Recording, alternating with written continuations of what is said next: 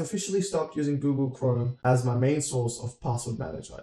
And when I press enter, you should see all of these passwords on this terminal right here. It worked! This video is for educational purposes only. Don't do anything unethical, don't hack your friends, don't do anything illegal, don't go to court, don't name me. There's only one rule to ethical hacking. Don't be a d***.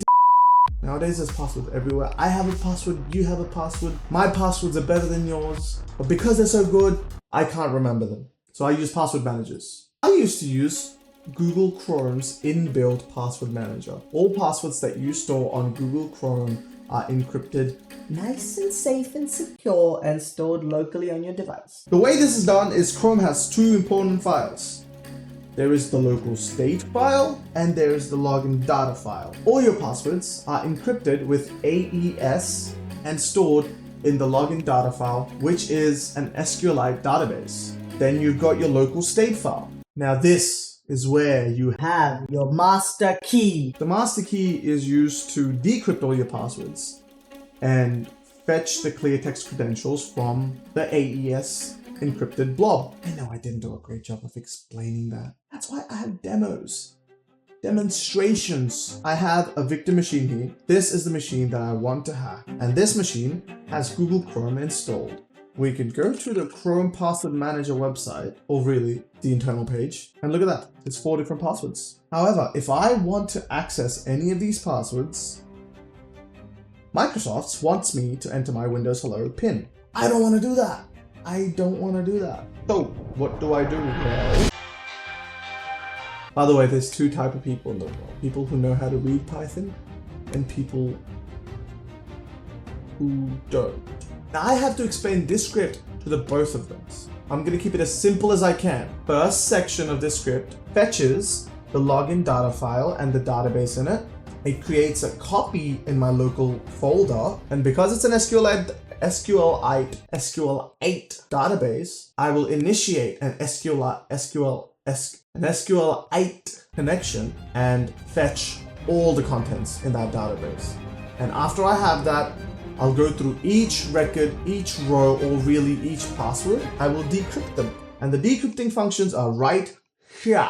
Oh wait, before I do that, I need to get the master key. And the way to get the master key is to get your local state file, dump the contents, get the decryption key or the master key, but now this master key is encrypted, so I'm going to decrypt it with my Windows credential, or rather the Windows credentials that are cached on the machine that I want to hack, that I'll be using to run this Python script. Now I have the password. Now I have the master encryption key. I can decrypt the password with AES on Python. But you know what? This isn't a Python video. We're here to hack. Go to your attack machine. Go to where your files are. And then you use Python to host a HTTP server on a random port. Because both my virtual machines are on the same local network, they should be able to talk to each other.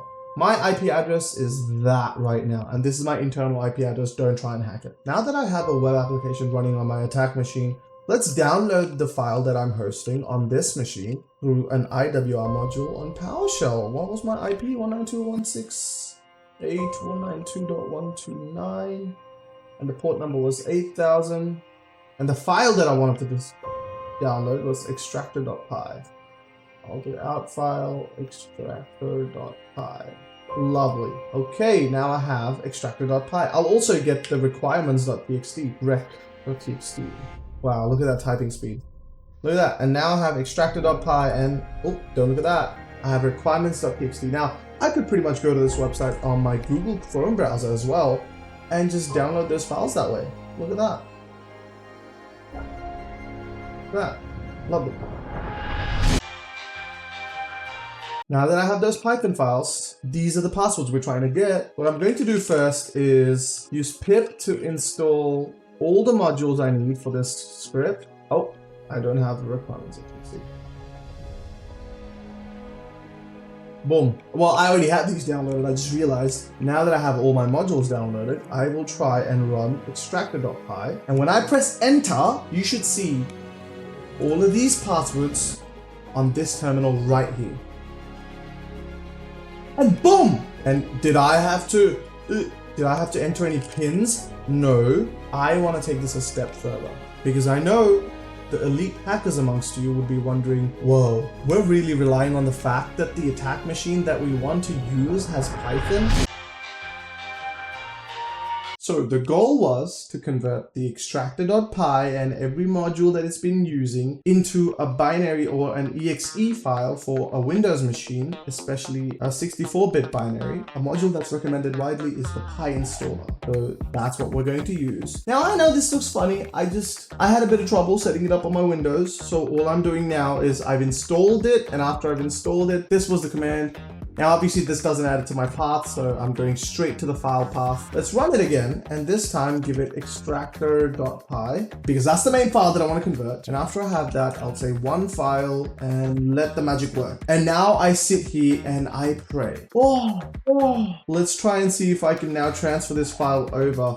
I'm going to do the exact same thing as before. I'm going to run a HTTP server on port 9000. So extractor.exe,